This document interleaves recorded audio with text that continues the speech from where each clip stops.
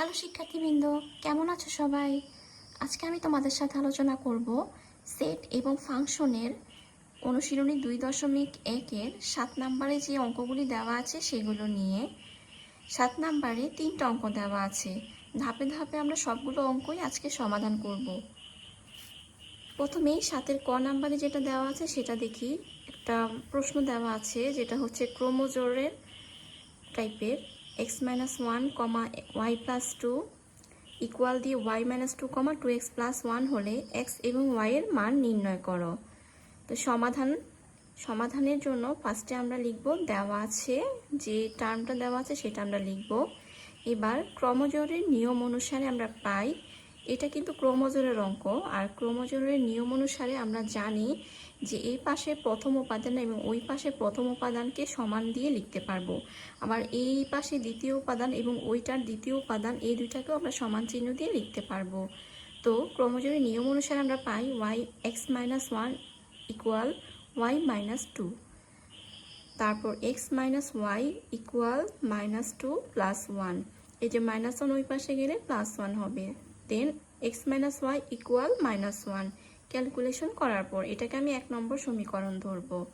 এবং y + 2 equal 2x + 1 calculation করার পর থাকে 2x - y ইকুয়াল 1, এটাকে 2 নং সমীকরণ আমি ধরে নিলাম।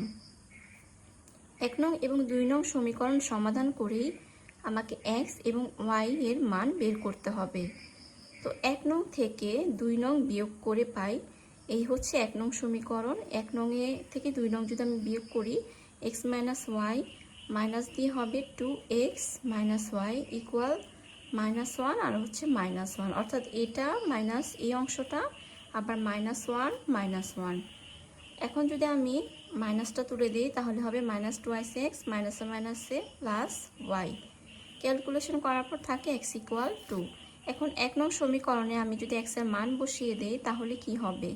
1 নং সমীকরণ হচ্ছে এটা, এখানে যদি x এর মান আমি বসাই 2 - y ইকুয়াল -1 হবে। এখন 2 ওই পাশে নিলে -2 হবে, -y ইকুয়াল -3, উভয় পাশে মাইনাস যদি আমি বাদ দিয়ে দিই থাকে y ইকুয়াল 3। তো সুতরাং নির্ণেয় মান x ইকুয়াল 2 এবং y ইকুয়াল 3, অর্থাৎ x, y ইকুয়াল 2, 3, এবং এটাই হচ্ছে আমার অ্যান্সার। এবার আমরা খ নাম্বারটা দেখব। খ নাম্বারে যে প্রশ্নটা সেটা হচ্ছে ax - cy, a² - c² equal 0, ay - cx হলে x, y নির্ণয় করো।